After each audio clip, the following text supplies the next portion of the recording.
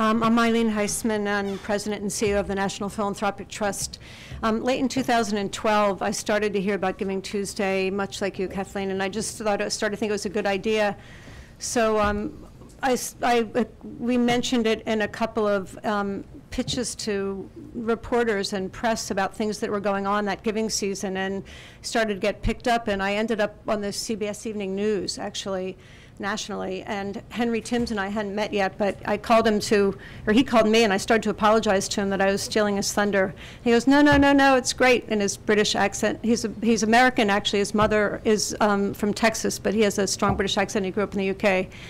And he said, no, it's great to have people we didn't even know endorsing this. And so I got a chance to meet Henry and Aaron, who were from the UN Foundation, on Giving Tuesday in 2012. I happened to be in New York that day, and so I became an ambassador. And after Giving Tuesday was over, I thought it was a brilliant idea. Actually, I think the consumerism around the holidays is tremendously kind of upside down, and I thought I actually had, National Philanthropy Day is a great name, but it takes a long time to figure out what that really means. But Giving Tuesday has a really immediate, quick appeal, and I think it's instantly gettable, especially those of us who pay attention to the activities around, Black Friday and Cyber Monday.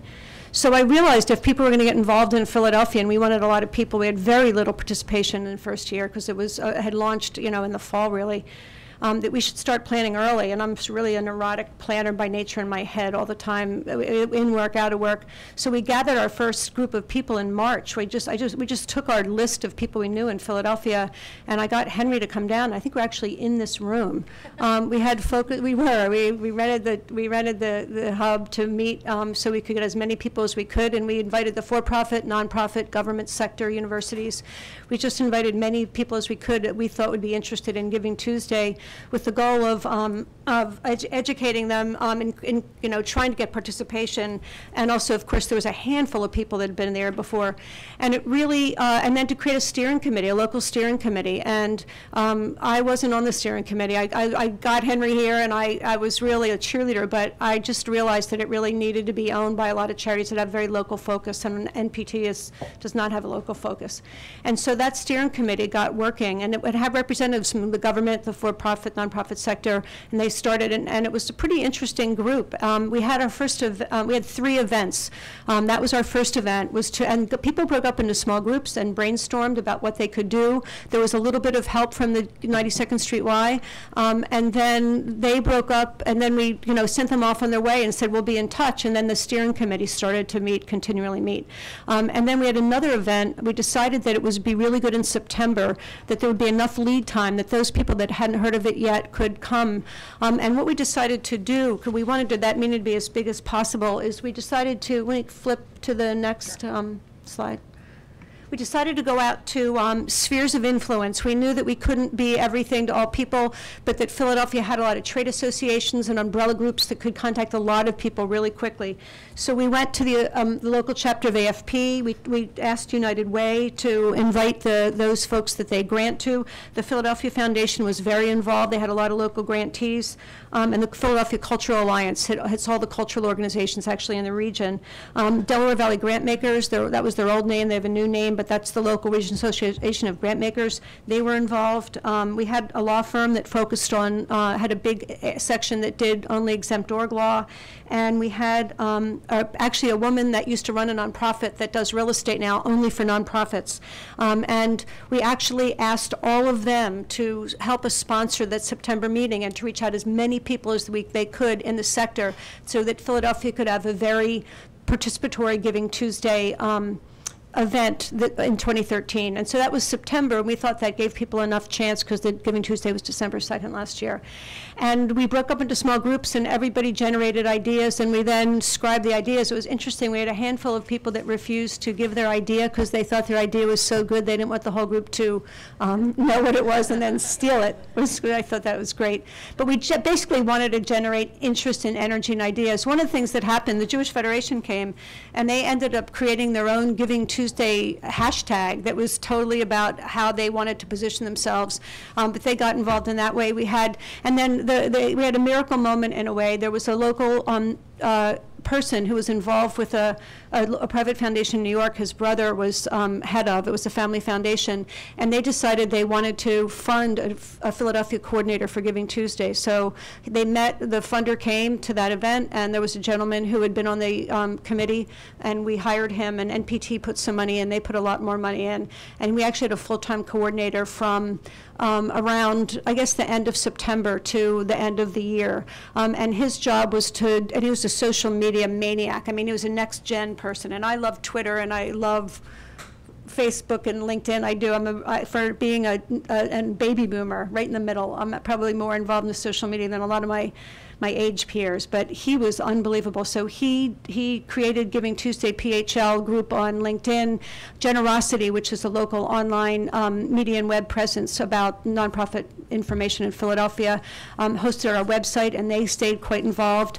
So we had this real coalition of folks that are very involved in the nonprofit world. We had a little bit of a more difficult time with the for-profit community, and because of that, we brought Henry down again in November and had like a cheerleading, what we called it, we had the nonprofits re-meet him, but then we had a special breakfast for business leaders because we felt that we were kind of weak on the business side. There were two business areas that we reached out to. We reached out to the Chamber and the Building Owners and Managers Association. The BOMA group took Giving Tuesday in really personally, and they did all these lobby-based activities with these big boards that got printed. So they were on easels, and a lot of the lobbies of buildings in Philadelphia participate in Giving Tuesday. The Chamber posted something on their website. And so this full-time coordinator was great. He provided toolkits. He did tons of social media. He ran the hashtag. He did hashtag PHL. He was always he was tweeting. He was really, his name is Rudy Flesher, and he's really just he's a really type A, over-the-top, hyperactive, loves social media. It was really fun to watch him kind of get into his zone. There was these numbers, I mean, there was 120 participating organizations that on the second year that we could count. We actually think there was a lot more. A lot of people that did not come to any, in fact, 57% of the people that participated didn't come to any of our events. They just heard about it on the media. So we had a 605% increase. 83%, of course, were first time, 17% were coming back. Clearly, during the first year, people were doing things that we didn't know. One of the, and then we have all our social media outcomes. Our Facebook likes reached, almost 9,000 people, and the Twitter followers. And our clout score of 89 was really Rudy's genius in social media. I mean, I don't know if any of you have tried to get high score on clout, but it actually takes an unbelievable amount of work. And so Rudy was constantly working to get that, which meant that a lot of people were seeing, and that was getting a lot of repetitive social media. My sense about social media is that it's great, but a lot of the importance of Giving Tuesday is not just really how social media works. What some of my most compelling kind of talking points was, you can make Giving Tuesday anything you want. A family can celebrate it. Kids can go to the local park and pick up trash. You can do random acts of kindness. You can do small, tiny things that have nothing to do with a nonprofit organization, and that can be a Giving Tuesday gesture, or it can be something really grand, like raising a lot of money. So I think the beauty of Giving Tuesday is it can be very granular or very magnificent and everything in between, and that anybody can own it in any way. And so that's a remarkable part of the genius of it. And really, Henry, I guess, conceived that right from the beginning, that it really didn't belong to the nonprofit community. They were the natural recipient of it. It really belongs to everybody. It can be, I think it'll be continued to be interpreted in lots of different ways. I think that if I had the lessons learned of NPT and the Philadelphia group, is that to start early and give people time to plan. A lot of people really wanted packaged ideas. You have people that really have their great imaginations, and other people wanted to know, how do I do it? What do I do? And so some people really needed instructions. Some of the more successful projects, the Greater Philadelphia Cultural Alliance, had the stamp program, which actually the goal was to raise about $8,000. I think they raised $22,000 to give inner city kids free access to museums for a year. And they went out early, and they had really low participation. And by Giving Tuesday, they were way over their goal. That was a great example. The Maternity Care Coalition did a relationship with 1,000 villages. That was really successful. Another organization, it will remain unnamed, who does amazing fundraising, called me and said we didn't have any success, and it was because I think they didn't define a specific project. I think people liked when there was something they could feel and touch and identify with, and it wasn't just general operating money. So the packaging and making a case statement, really, it was really, it was done better. It was done well when there was something that people could feel and touch. I don't know if any of you know, but the Wistar Institute, which does cancer research, which is the most untouchable outcome, very long-term research, did the most fascinating video about Giving Tuesday. What I would say, a hard case statement organization did a brilliant presentation. We showed it. It's hysterically funny.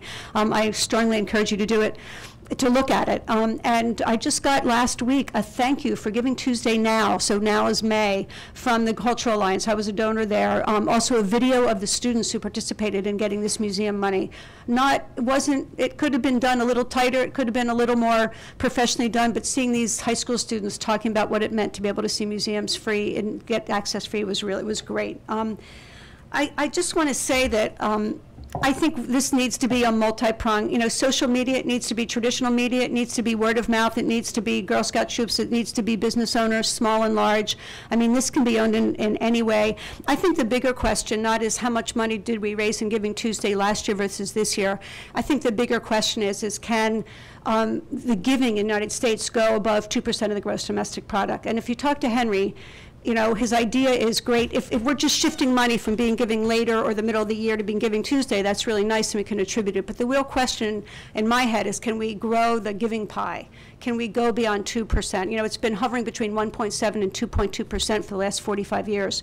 So I think that's the real question. And I think that would be a great, I'm not sure you could attribute that to Giving Tuesday with its success over the years, but if you could, good for the founders and good for the rest of us for figuring out how to embrace this great clever day that gets attached to a time of year where we're always probably spending too much money.